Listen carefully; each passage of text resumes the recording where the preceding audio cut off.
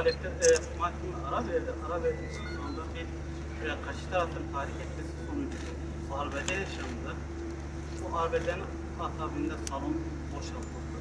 Salon boşaltıldıktan sonra mahkeme karşı taraf savunma can güvenliği olmadığı açıkça söyleyeyim yalanına sarılarak savunma yapmayacağını ifade etti. Esas itibariyle can güvenliği olmayanlar da bizleriz. Öyle bir can güvenliği sorunu varsa bu sorun muhatabı da biziz. Savunma yapmak için kendisine gerekli mazeret arıyordum ki bunu böyle bir kılıf uydurarak savunma yapmadı müdafiller. Ancak sanıklar kendilerine savunma faaliyelerini talep etti.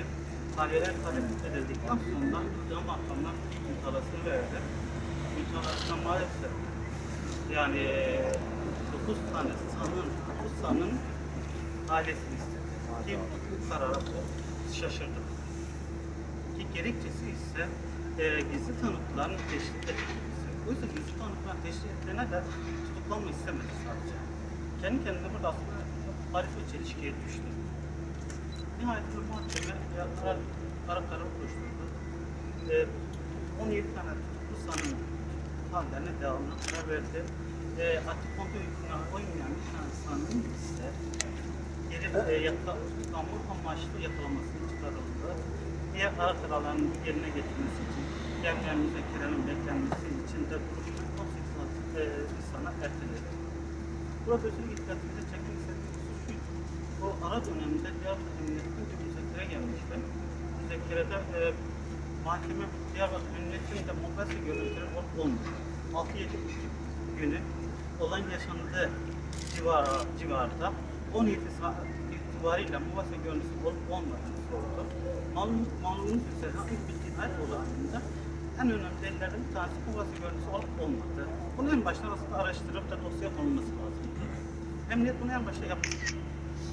Esasında var, görüntü kayıtları var, kayıtlar söylüyor. Ama bir türlü dosyada delil kaçırırsa dosyaya koymuyorlar. Ve gelen cevap yazıda ise diyor ki o gün 14-28 saatine kadar mobese görüntüleri var. Ondan sonraki olan görüntülerin de tarafımıza silinmiştir. Düşünün o gün Diyarbakır'da cehennem yaşanıyor, her tarafta olaylar var. Diyarbakır Emniyeti o günün görüntülerini sildik. Başlı başına bir vehamettir. En baştan beri söylediğimiz gibi Diyarbakır Emniyeti bu olayın içindedir. En azından ihmal boyutu içindedir. Malum 155 kayıtları vardı. Mağdurlar aramıştı. Yakın civarlarda aramalara rağmen polislerin kimse olay yerine iştirak etmemişti. Daha sonra Diyarbakır valisi bir sokağa polisimiz salmış olsaydı şehit verirdik. Açıklamasından bulundu. Yani bu açık ihmali gösteriyor. Ondan sonra ihmali bir yana bıraktığımızda her nasılsa diyelim ki ihmal olmadı. Böyle bir vehamet bir olay arz edildi. Ondan görevi nedir? Delilleri usulüne bir şekilde toplamak. Kim bu suçu işlemişse onları yargı önüne çıkarmak. Bunu da yapmadığını görüyoruz. Ne deliller toplamış, toplanan deliller. Ki gizli tanıklar diyor ki biz emniyete video seyrettik ama o video yok. Maalesef dosyada. Yani bu da olayın ciddi anlamda farklı bir boyutunu gösteriyor. Onu son olarak söylemek istiyorum. Ben bir şey sorayım. Bu saat 4 civarında bir arbede yaşandı. Evet. Tabii sonucu. O anda neler yaşandı? Biz basın mensupları olarak giremedik içeriye. Siz bizzat yaşadınız. Ne oldu orada? Bir açık anlatabilir misiniz? Şimdi o olayda ara verilmişti. Mahkeme tahliye ediliyordu. Sanıklar çıkıyordu. Bizler de çıkıyorduk. Hatta ben de çıkıyordum. Hasan amcanın kolunda ben vardı. Diğer sanığın Sedat Çoban'ın Mehmet amcayı tahrik etmesi ile ki orada Kürtçe bir şeyler söylediler. Ne söylediler? İyi ki yapmışız olayları. Bu ikrardır aynı zamanda. Ve böyle bir baba, böyle bir olaya tahrik olmaması mümkün mü? Yani basın mensupları siz kendinizi onun yerine koyun, bir empati koyun. Yani sizin için bir evlat cani bir şekilde katledilsin. Katilinize karşı biz iyi ki yapmışız desen, sen de elini kolunu tutabilmek imkanı var mı böyle bir durumda? Mehmet amca da bunun bu tavrı üzerinde elinde ona sallamaya başladı. Ben tuttum, o ona saldırdı. O ona saldırınca arkada da bir arbede yaşandı. Bu arbede aslında hangi taraf olduğunu ben de görmedim. Biz de olayın içindeydik. kalabalık olduğu için nasıl cereyan etti, nasıl bitti tam anlaşılmadı.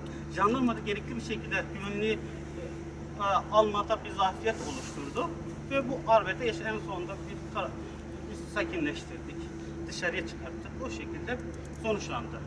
Yani biz zaten kapalı duruşma adil yargılamaya aykırıdır. Biz buna itiraz edeceğiz. Mutlak bir şekilde olayın bu Türkiye kamuoyunun çok yakında ilgilendiği bir dava. Herkes bu davayı 4 gözle bekliyor. Ciddi anlamda takipçisi var. Bugün 10 civarında milletvekili gelmişti duruşmaya gözlemleyici olarak. Böyle bir davada bir kapalılık kararı vermesi, sen güvenliği sağlamak zorundasın. Güvenliği sağlamıyorsan ben kapalı oturum yapmak bir aziyetin ifadesidir mahkeme açısından. Biz en baştan söyledik zaten bu 4 şu anda bugün salonunda aleni ve adil yargılamanın fiziki şartlarını taşımıyor. Ve bu ve buna benzer şartlardan dolayı ikinci duruşmaya red hakim talebinde bulunduk. Salon değiştirilsin. Ona uygun salon yapılsın. O kabul edilecek bir durum değildir. Son bir sorum var. Bu Anadolu Ajansı'nın görüntüleri Evet. Mahkemeye sunulmuş delil olarak. Peki Anadolu Ajansı bu görüntüleri siz izlediğiniz zannedersem basına servis edilen görüntüler mi yoksa basına servis edilmeyip de direkt mahkemeye sunulan görüntüler var mı? Biz onu izlemedik şu anda. Bunu öncelikle ifade edeyim. Mahkemenin izlediği kadarıyla bize en azından intikal ettiği kadar basitli olan görüntü değil. O görüntünün net hali. Farklı bir versiyonda o görüntüler analizlere gitti. Netleştirme işlemi yapılamadı ama bu görüntülerde netleştirme işlemi rahatlıkla yapılabileceğini söylendi. Hatta zaten gizli tanıklar diyor ki biz emniyete çıplak gözle bunları teşhis ettik. Yani hiçbir netleştirme işlemi yapılmadan sıradan bir kişi bunlar şu diyebilirse demek ki görüntüler gayet HD olmasa da nettir. Teşhise olanaklıdır. Bunlar dosyada hala yoklar.